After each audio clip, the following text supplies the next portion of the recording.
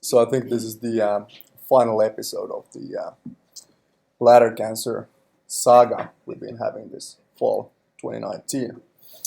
And there's been lots of interest and studies recently on this subject of BCG-unresponsive non-muscle invasive bladder cancer, which is, as we know, a notoriously hard disease to treat with anything other than radical surgery. We'll be focusing today mostly on therapies that are clinically most relevant at the moment, that have been undergoing or are going or have undergone or going clinical trials, and some of them are under review at the FDA at the moment. I have no disclosures, and I'd like to thank Dr. Peter Black for his input on this presentation. So you cannot really talk about treatment of non-muscle invasive bladder cancer without starting from this man and the bug he introduced to us in 1976. BCG had been known to have immunostimulatory effects in other diseases and cancers, such as melanoma, before it was introduced in bladder cancer. Originally, it was studied by Dr. Morales. It was given intradermally and intravesically, and later found to be efficient only as an intravesical treatment in a RCT by Brosman in 1982. And over the last 40 years, BCG has established its place as the mainstay adjuvant treatment in high risk and intermediate risk non-muscle invasive bladder cancer. We have lots of level 1 evidence with around 30 RCTs and 6 meta-analyses that show that BCG is effective in reducing recurrences as an adjuvant treatment from a recurrence rate of around 50 to 70% to around 30%. And we also know according to some of these RCTs and meta-analyses, that it's better than traditional intravesical chemo in reducing recurrence. And also that some of the studies state that it delays and possibly lowers the rate of progression. But we also know that it comes with significant side effects. About 2/3 of patients have some form of adverse effects, and about 20% are intolerant. So what do the guidelines recommend nowadays? While the strain of BCG, the dosage, the regimen, and the length of the maintenance treatment is still somewhat debatable, all of the major urological associations agree mostly on when should use BCG. So in the intermediate risk disease with patients who have multifocal or multi-recurrent low-grade TA tumors, BCG is an effective treatment. Besides intravesical chemo, and it is usually given as an induction with 6 weekly instillations and 1-year maintenance.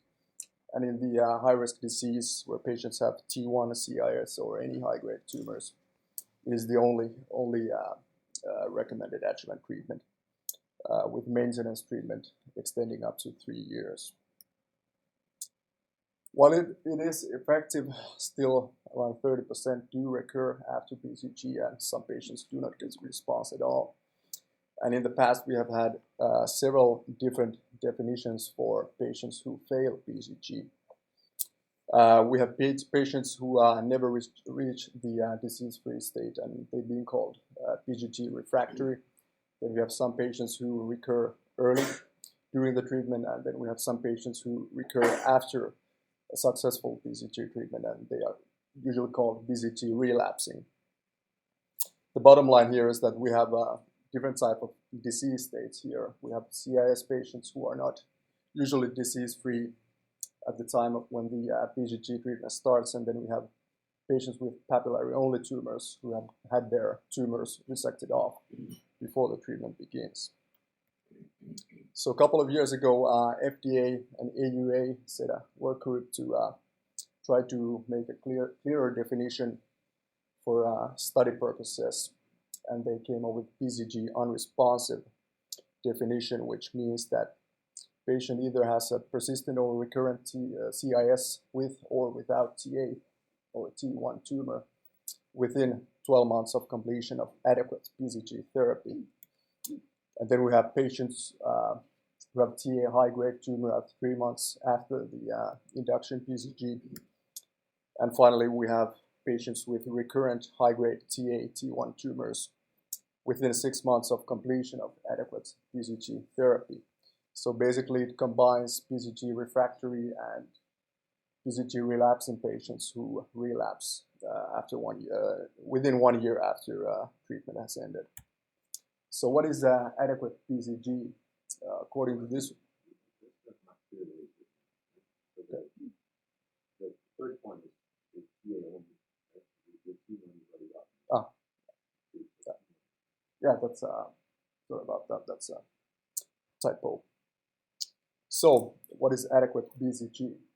So, according to this work group, it means that patient has received at least 5 out of 6 doses of initial induction treatment and at least 2 out of 3 doses of maintenance treatment, or alternatively, that patient has at least had 5 out of 6 doses of the initial induction treatment, or at least 2 out of 6 doses of the reinduction treatment. So what do guidelines recommend for salvage therapy in BCG-unresponsive patients? The main state treatment or golden standard is radical cystectomy. But not all patients are willing or fit to undergo cystectomy, and in the alternative options, the associations differ somewhat. CUA gives a recommendation of BCG plus interferon gemcitabine or reinduction with BCG in patients with BCG relapse, but do not give any options for patients with BCG refractory. EAU quite simply states that bladder preserving strategies should be implemented, whatever that means. And then AUA recommends either a clinical trial or intravesical chemo. What about like this, inoculation with BCG followed by reinduction? Like, we get the vaccine. That's been described. Yeah, there's no evidence to it after BCG failure.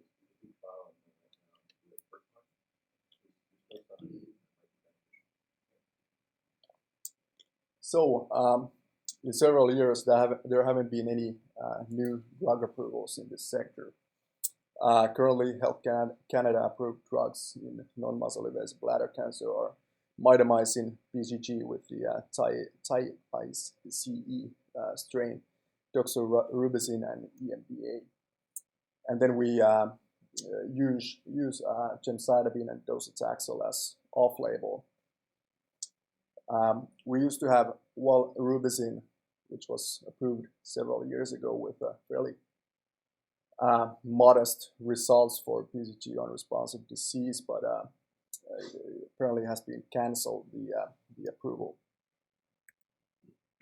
So 2 years ago, FDA made guidelines on how we should design and do trials on patients with BCG-unresponsive disease. And for CIS, the FDA created a fast-track pathway for drug registration that required only a single-arm phase 2 trial, and this is understandable because in this setting we don't have any good approved drugs, so doing RCTs would have some problems with ethics and so on. And the main goal of therapy in BCG-unresponsive is to avoid cystectomy.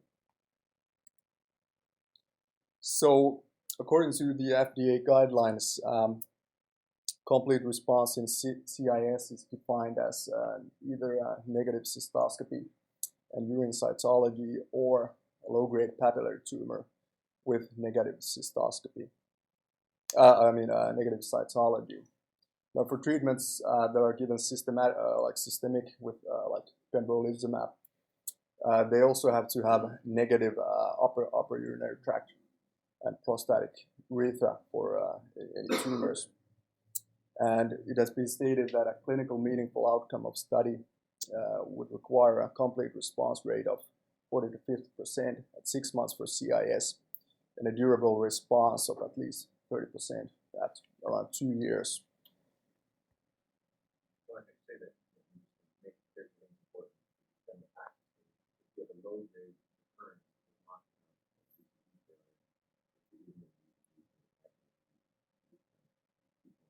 Yeah. So in the recent years, we have seen a significant rise in the number of clinical trials in BCG-unresponsive patients. Here we see 2 tables on all the known trials, and there are approximately 23 undergoing, comprising from cytotoxic therapies to drug delivery methods to immunotherapy, gene therapy, vaccines, and targeted therapies.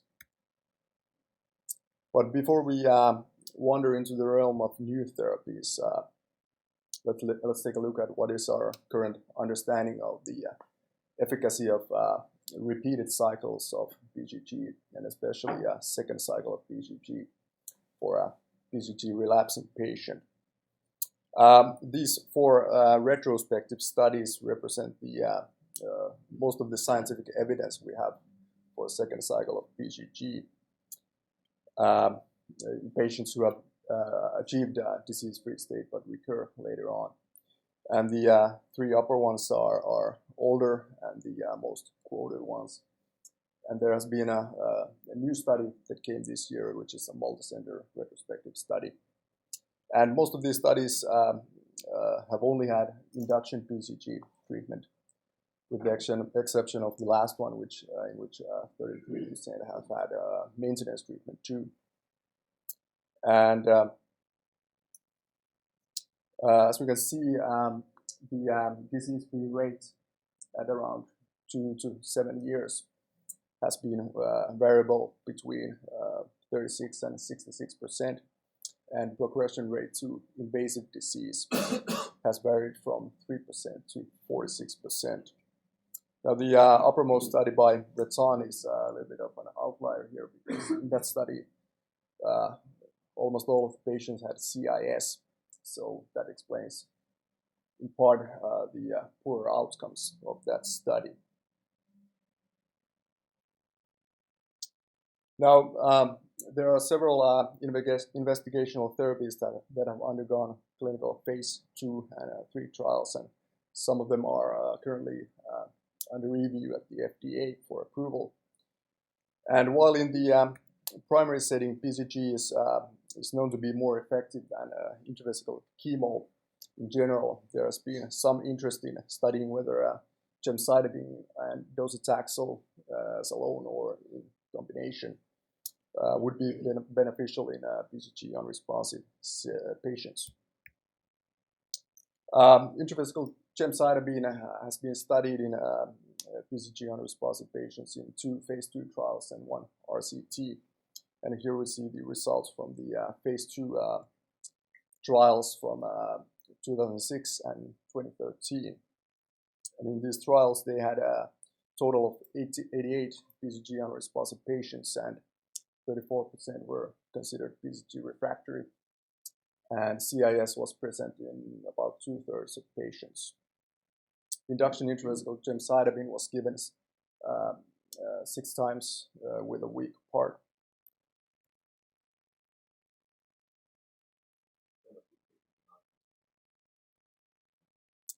Well, that's true. So basically, the definitions used in this study are not the most current ones. Yeah, that's true. So in these studies, the complete response rate at 3 months was around 50%, and then recurrence-free rate at 2 years was quite modest, between 7 and 21%. Progression to muscle invasive disease was seen in around 3 to 7%, and cystectomies were performed in 30 to 45% during the follow-up. Grade 3 side effects were seen in around 5 to 20%, and only 4% were intolerant. Most of these side effects were bladder-related symptoms like dysuria and urinary frequency. Now, this is the only known RCT of intravesical gemcitabine versus second cycle of BCG in patients who fail first-line BCG. And this included 80 high-risk patients who had failed at least one course of BCG, and CIS was present in around 31%.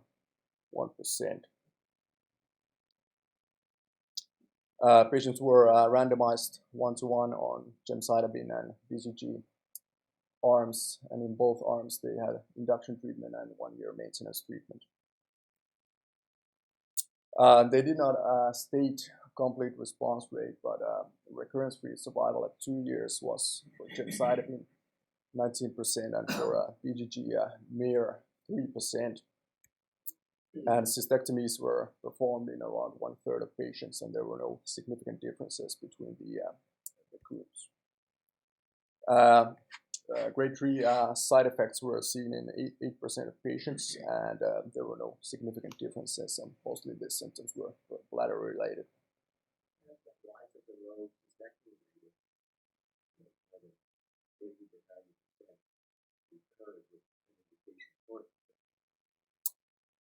That's a good question. I think we, when we go over the all of the studies, we see that the cystectomy rate is at tops at this range, 1/3 of patients.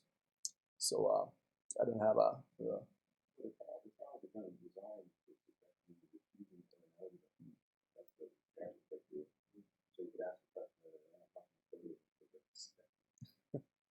Some of them are possibly unwilling to go as a cystectomy.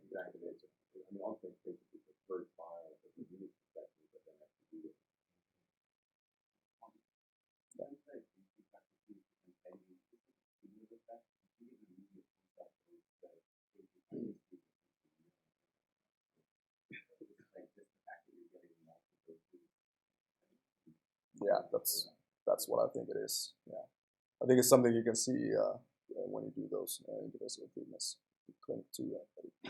Symptoms get worse all the time. I think it's a very complicated therapy. I think this great is a lot different. Yeah. So what about intravesical docetaxel? With docetaxel, we have significantly less studies on BCG-unresponsive setting, and this is probably the best we have. So this patient, this study was mainly retrospective, and it included 18 patients for a previous phase 1 study, and represented their long-term results, as well as 36 other patients who were retrospectively reviewed. And this was published in 2013, and in addition to BCG, about half of patients had a combination of BCG plus interferon or intravesical chemo before the docetaxel. And patients received induction treatment of 6-week installations of docetaxel, as well as 1-year maintenance in around 30%.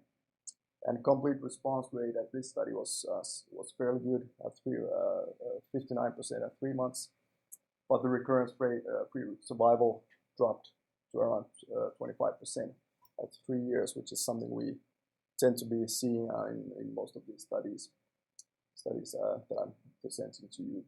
And cystectomy was performed in around 30%. Side effects were not reported in these studies, which is a clear downside in addition to the retrospective nature of the study itself.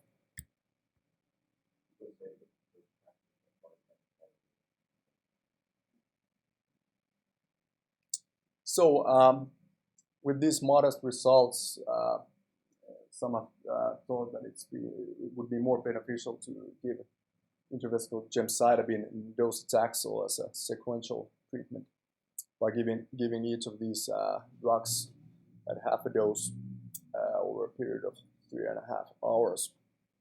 And We have no prospective studies on this. We have only retrospective cohorts, but the results from these have been fairly encouraging. Now, recently, there's been a multicenter study with 276 patients that has been recently approved into Journal of Urology, and we were able to get a hold of the manuscript or the results. And in this study, they had patients who fit the BCG-unresponsive criteria, 38% of patients. And we can see that the recurrence-free survival is pretty good at 46% at 2 years. Progression occurred in 4%, and cystectomies were performed less in about 16%. But as this is a retrospective study, it comes with significant biases. So we hope that we could get a prospective trial on this. But the companies are not too interested in Docetaxel when compared to new treatments that are more lucrative to the wallet. Marked toxicity impacted treatment in around 9% of patients, and only 3% of patients were intolerant, and mainly these symptoms were bladder-related, such as dysuria, hematuria, frequency urgency, and urinary retention. There has been some interest in cytotoxic therapies. We don't have so many trials currently undergoing, but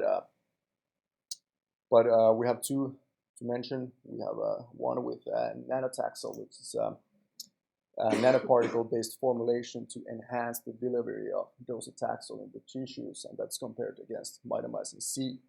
And then we have a trial with a combination of Docetaxel, Gemcitabine, and cisplatin. In the drug delivery section, we have two interesting treatment options that have undergone some clinical studies. We have thermochemotherapy and EMDA mitomycin. And EMDA mitomycin is something we have been using for several years, especially in Europe, and it's also available here in Vancouver as well. Now, the main point of drug delivery methods are to potentiate the effects of chemo by increasing the amount of drug absorption in the bladder wall. Hypothermia and chemotherapy is a concept that it's quite old. It's been dated back to over 100 years. And in bladder cancer, with mitomycin C, we know that according to in vitro studies, that it has a synergistic cytotoxic effect in bladder cancer cell lines.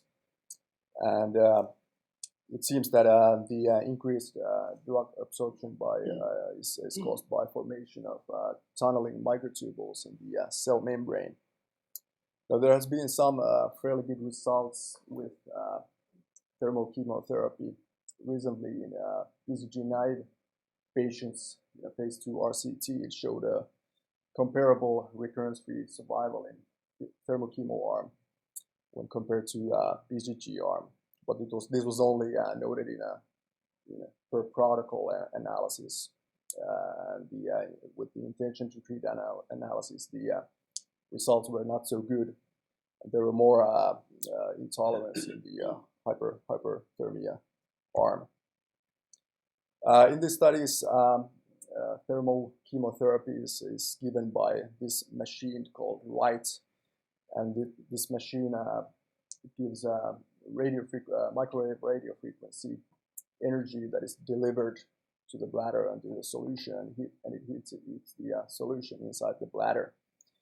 And the treatment consists of 6 weekly inductions as an induction with mitomycin C, and the treatment lasts for 30 minutes, and the temperature is set at 42 Celsius. Now, this year we had a fairly interesting trial of an RCT comparing thermochemotherapy with RITE against the second cycle of BCG, and it had 190 patients, of which 85% were regarded high risk, and these patients were BCG relapsing.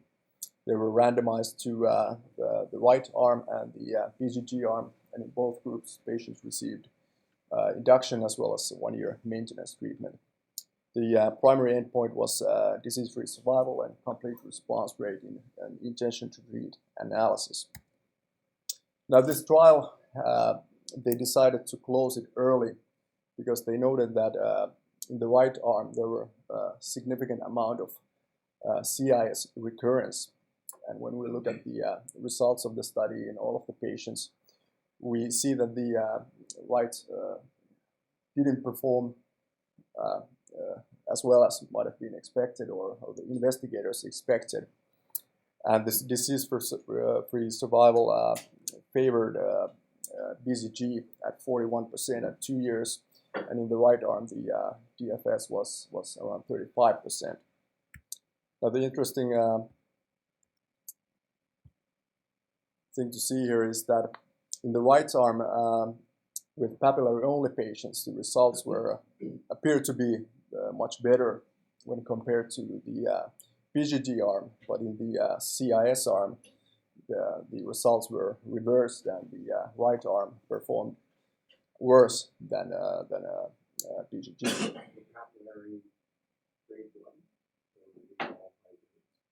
85% were high-risk patients.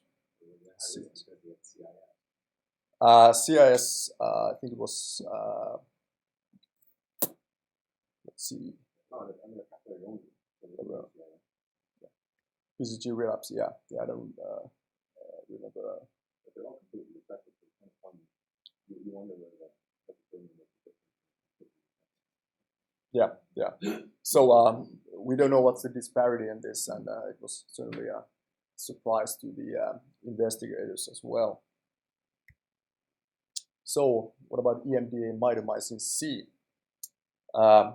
It's been around for over 10 years, and after the famous DSTASI trials, we haven't got any more prospective RCTs to confirm the efficacy of EMDA mitomycin. However, it's been used as an off-label or like an off-label use in Europe and also in Canada too, here in Vancouver. And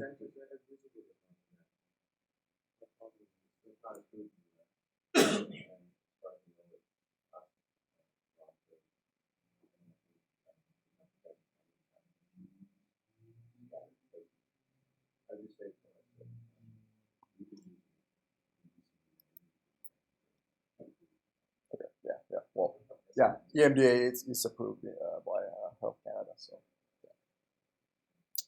yeah. And so EMDA, electromotive drug administration, is given by this funky-looking machine on the picture here. And for the patient, we place 2 pads on the lower tummy and a specialized catheter into a bladder, which is then connected to the machine with a wire. And it induces directional and accelerated movement of the mitomycin C that gets ionized, and this movement is towards the bladder wall from the catheter to the pads, and then this is believed to cause better absorption of the drug into the tissues.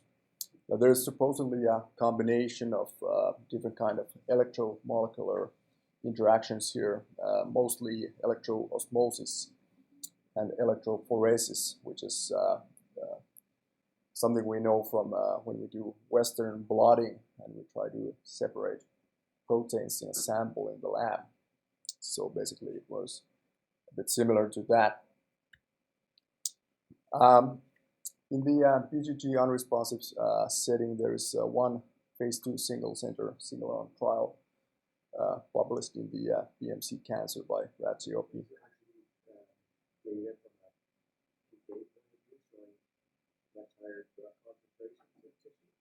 PK like pre-clinical. Yeah. Yeah. One of the reasons why I get a lot of kind of use with Gemcitabine, for example, but it's very specific to mitomycin. It's actually all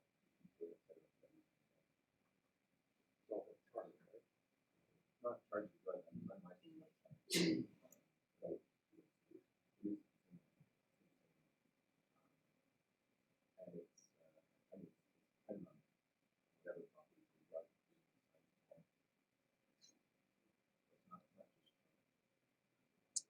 So in this trial, they had only 26 patients that were considered BCG refractory high-risk patients after failed BCG induction treatment. And 31% of these patients were CIS, and they were given EMDA mitomycin for 30 minutes with an induction period of six installations, a week apart, and a maintenance treatment for 6 months. While this study had mostly papillary tumors only, the results were fairly good.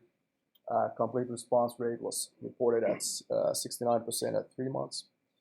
And then high-grade disease rate at 3 years was very impressive, of 62%, with progression rate of 15%, and then cystectomies were performed in 38%. But this is the, as with the DA-STASI trials, we have only this study, and we have to wait and see if we get more information on these. Now, adverse effects were seen in about 23%, and these were mostly bladder-related pain or frequency and so on. But something that is not usually reported is something we tend to see in the clinic, that these patients develop this necrotic-looking epithelium at the posterior wall of the bladder, and for some patients that has been the cause for cessation of treatment, at least here in Vancouver. And next we go to immunotherapies, and in this we have a BCG plus interferon, which is a fairly old combination treatment for bladder invasive, non-muscle invasive bladder cancer. And then we also have immune checkpoint inhibitors, and last but not least, ALT-803, which is, I think, the most interesting treatment of this all. So interferon alpha, what is its role in bladder cancer? So we know that type 1 interferons, such as interferon alpha, have different types of anti-tumor activities, including inhibition of nucleotide synthesis in the cells to anti-angiogenic activities, as well as stimulation of T, B, and natural killer cells. In bladder cancer, interferon as a solitary agent has been known to be less effective than BCG or chemotherapy. But with a combination with BGT, the results, according to a quite recent Cochrane review, are similar with a similar type of side effect profile. It was originally thought that combining low-dose BCG with interferon would decrease the amount of side effects and keep the efficacy at the same level. But according to the review, there's no clear indication of that. Now, in BCG failure patients, there's only this one phase 2 trial that included both BCG naive and BCG failure patients. There were altogether 1,000 patients, of which half were considered BCG failure patients. 42% of these were high grade, and CIS was present in 27%. And only 13% of the patients were BCG refractory, and 87% had a BCG relapsing disease. Now, here in this Kaplan-Meier curve, we can see the reported recurrence-free rate at 2 years, which was not actually too bad for not so bad for BCG interferon combination in the BCG failure group, and it was around 45% at 2 years compared to 60% in the BCG naive population. But as I mentioned, we have no other trials to confirm these results. And but there is a quite interesting retrospective study by Korea from 2015, which had, in contrast to this, had mostly high-risk patients, and it only showed a survival rate of, or the recurrence-free survival of 20% at 2 years. So, immune checkpoint inhibitors in non-muscle invasive bladder cancer. We know that it has been quite a success story in the metastatic setting. And in the non-muscle invasive disease, there are several ongoing trials, including these two with pembrolizumab in KEYNOTE-057 and atezolizumab in the SWOG S1605. Now, in the ASCO GU 2019, they presented the interim results from KEYNOTE-057 with pembrolizumab in BCG-unresponsive high-risk patients. And this was a phase 2 single-arm trial with 103 patients currently available for evaluation. And these patients were BCG-unresponsive, CIS with or without Ta/T1 in this report. And patients received intravenous, so systemic pembrolizumab every 3 weeks for 24 months or until treatment failure. And the complete response at 3 months was 40%, and durable response was seen in 59% at median of 17 months after the treatment had begun, which translates to around 24% of disease-free survival at 17 months. And none of these patients have progressed to muscle-invasive disease. But with this type of treatment, there are lots of systemic side effects, and this can be seen in 2/3 of patients. And grade 3 and 4 type of side effects are seen in 13%. Most of these side effects are fatigue, pruritus, or some patients might get hypothyroidism. And but then there are a vast number of other types of anti-immune type of side effects that we can see with these treatments. Then with S1605, that is a similar type of phase 2 trial on with atezolizumab in BCG-unresponsive patients. It's a single-arm phase 2 trial testing systemic atezolizumab every 3 weeks in patient cohort of 172 patients with high-risk BCG-unresponsive disease. The primary endpoints are complete response at 6 months for CIS and event-free survival at 18 months for CIS and papillary tumors. Now, we don't have any published results in the internet or so on, but I don't know if Peter, Dr. Black, I don't know if you have anything to share with us today regarding this trial. Yeah, the trial was approached through which was the first 28 patients with CIS. They had these 7 complete responses in 6 months. But it took so long to do the analysis that the trial almost really presented. But we needed 7 out of 28 and only 5 out of 28. Big difference in this trial and other trials that all patients had a medically biopsy. So I imagine, you can imagine you living in Pembroke patients with no other options, and there's no mandatory biopsy. You look inside and it's a little red or a little suspicious. You know that the patient has no other options, so you kind of let it go. Which is why their 40% 3-month response was down to 22% by 9 months. I'm sure a lot of that is not necessarily actual recurrence, it's just the disease was there. So I think it's also actually very similar. Yeah. The difference, of course, is that Pembroke's going up for FDA approval next week.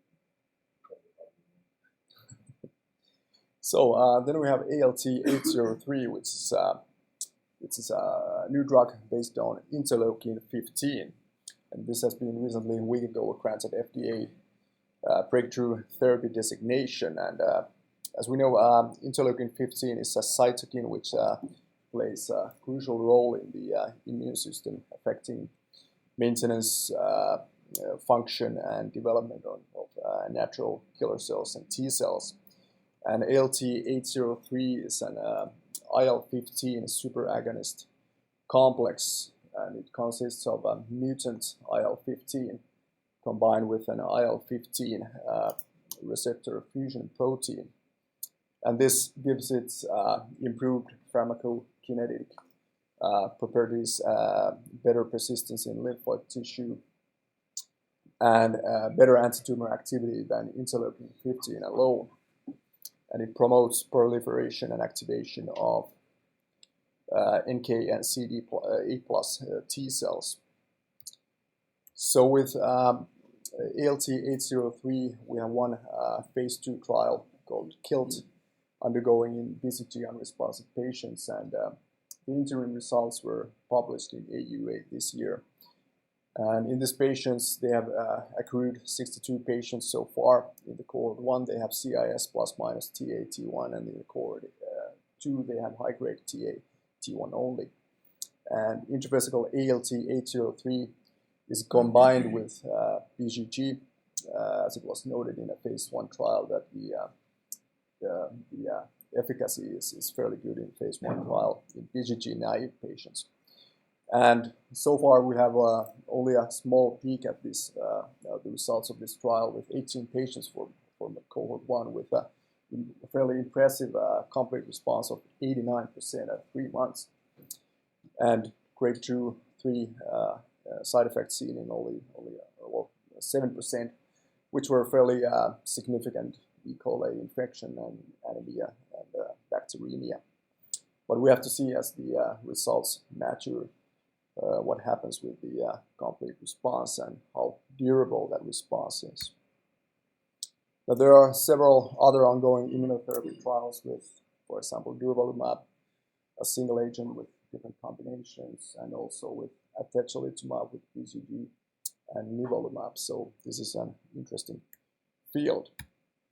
Then we come to gene therapy, and here we have intravesical nadofaragene firadenovec, or otherwise known as adstiladrin, and then we have intravesical CG0070 oncolytic adenovirus, and both of these studies have had encouraging results.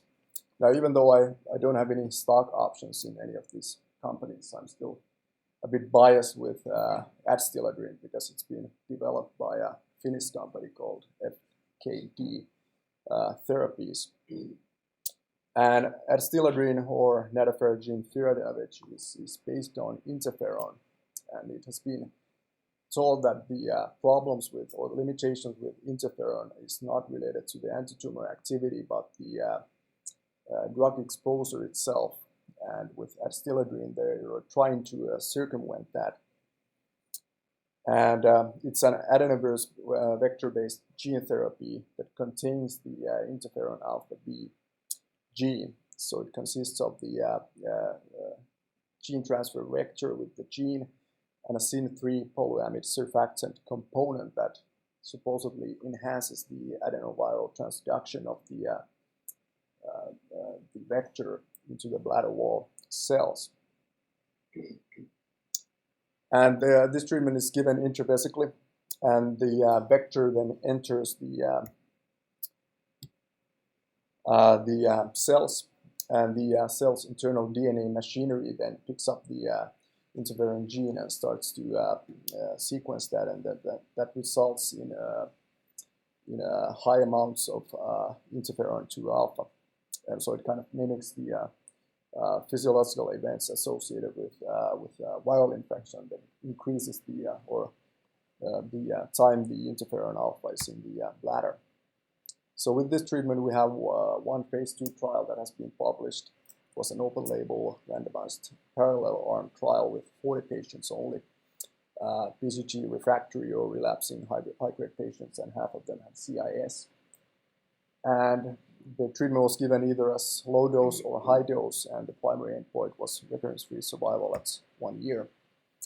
Now, in this study, complete response was 58%, which is quite good at 3 months, and the recurrence-free survival was 35%, so quite good at 1 year. Cystectomies were performed in 1/3 of patients.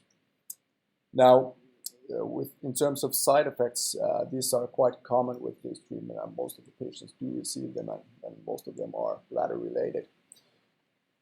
Grade 3 side effects, or the amount of those, were quite significant at 22%. But this trial was not considered positive in terms of FDA, so they have since been doing a phase 3 trial with Docetaxel, and the results were recently, a week ago, presented at the SUO meeting. And in this study, they had 157 patients with CIS with or without Ta/T1 or high-grade Ta/T1 only. And Docetaxel was given every 3 months. Now, for CIS, the complete response rate was around 50%, 3 months, and 24% at 12 months. So this trial was positive in terms of consideration for drug approval. And for papillary-only tumors, the recurrence-free rate was 44% at 1 year. Adverse effects, as I mentioned before, included mostly bladder-related symptoms. So this is a potential new drug we're going to be possibly seeing in the clinic in the near future. And then CG-0070 adenovirus. So this is a replication-competent oncolytic adenovirus. And it selectively replicates in cells with a defective retinoblastoma pathway, which is seen in most of bladder cancer patients in the superficial setting. And CG-0070, so it infects the cells, the tumor cells, and then it replicates and kills the cells, and then it spreads to another cell and starts to infect that. In addition to that, it causes the release of viruses or cytokines and antigens that then activate the T cells to do destruction of the tumor cells. Now, with this treatment, we have also a phase 2 single-arm study ongoing. We have only the interim results at 6 months available that were published in the Uro-Oncology journal. They had 45 patients, BCG-unresponsive high-grade disease, and intravesical CG-0070 was given for a period of 50 minutes. They received 2 induction treatments of 6 weekly installations, and the primary endpoint was complete response and durable response. And at 6 months, complete response around 50%, at 6 months, progression rate 4 months. It was interesting to know that none of the pure T1s achieved a complete response in this small study population. Lastly but not least, we have oportuzumab monotox, or Bizinium, which is another molecule under consideration for FDA approval. So this molecule has an EpCAM specific antibody that is fused to Pseudomonas exotoxin A. So this antibody grabs the EpCAM molecule that is seen in most of the bladder cancer cells, and then it's taken inside the cell, and it releases the Pseudomonas exotoxin A, which causes the cell to die. And then after this, neoadjuvants are released, and these neoadjuvants then are found by the APCs, and this in turn activates T cells to kill other tumor cells. With Bizinium, there is a phase 2 study that was published in Journal of Urology already in 2012, and this study had only 46 patients. Most of them were BCG refractory, and these were CIS with or without a papillary tumor. And all of these patients were EpCAM positive in immunohistochemistry, which is the requirement for this medication to work. So Bizinium was given as 2-hour installation with 6 or with 12 weekly installation as an induction, and then 3 maintenance cycles, and the primary endpoint was complete response. With Bizinium, the results are fairly good, 44% at 3 months, and there was no significant difference between the doses. But the recurrence-free survival is fairly low at 16% in this study at 1 year. Now, with this drug, the side effects the profile of side effects is much better than most of the other treatments, and mostly bladder-related. And in this study, there was no intolerance for Bizinium. So recently, they released the interim results of phase 3 trial at the AUA 2018, and then recently it was updated this fall. And in this single-arm study, they had 143 patients, and 95% were EpCAM positive. And these were CIS plus minus TA-T1 or high-grade TA-T1 only. Now this treatment is quite cumbersome with bi-weekly induction dose for 6 weeks, and then weekly dose for 6 weeks, and then maintenance treatment every other week for 2 years. So complete response rate fairly good at 40% at 3 months and 21% at 1 year for CIS, and recurrence-free survival 50% at 1 year for TA-T1 only. But as I said before, the side effect profile is good. So this is a drug that will most likely be approved by the FDA in the near future. So what about future directions? Of course, these are a fairly small number of patients, so in the future we need to do more trials to evaluate the true safety of these treatments. And as we get new drugs approved in the BCG-unresponsive setting, it's likely that these will be taken into the BCG-naive setting as well. And as we get more of these new drugs available, the predicted biomarkers come on the table. We have some of these drugs that work on certain populations already, like Visineum and CG0070. But then we have other potential biomarkers that are not validated and might affect our treatments in the future, as like, for example, DDR gene mutations that have been associated with high mutational burden and high immune cell infiltration, as well as FGFR gene alterations and ARID1A. So in the future, we'll probably be seeing more drug sequencing and combination treatment trials, as the results of single-agent therapies are quite modest.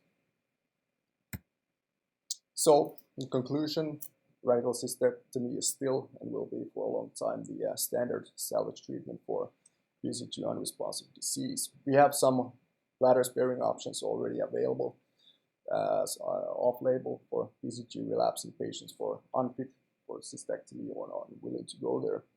And then we have 3 potential drugs that are most likely going to be, or are probably going to be accepted by the FDA in the near future, and several other trials on various treatments in clinical trials. Thank you.